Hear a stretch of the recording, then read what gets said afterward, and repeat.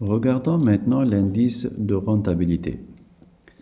L'indice de rentabilité, c'est un ratio de la valeur actualisée des flux monétaires divisé par l'investissement initial.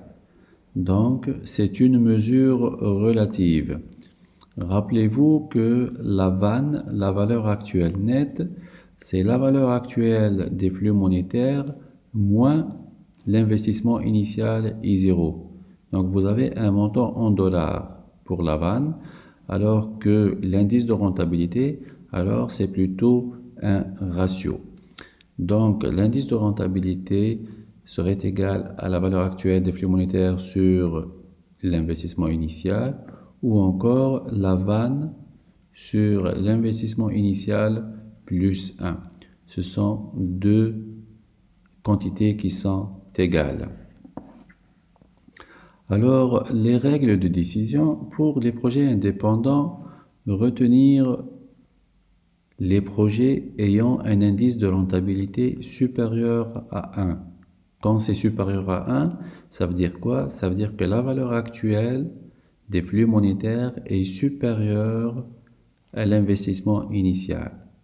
Donc, les entrées d'argent sont supérieures aux sorties d'argent au cours du projet. Donc, le projet est acceptable pour l'entreprise.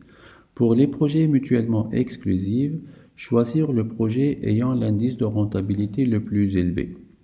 Mais celui-ci doit toujours rester supérieur à 1. Retournons à l'exemple de Shell Canada. Nous avons toujours les deux projets A et B. L'indice de rentabilité pour A, c'est 1,26. L'indice de rentabilité pour B, c'est 1,16. Donc, l'indice de rentabilité du projet A est supérieur à celui de B. Donc, le projet A est retenu pour Shell Canada parce qu'il a l'indice de rentabilité le plus élevé.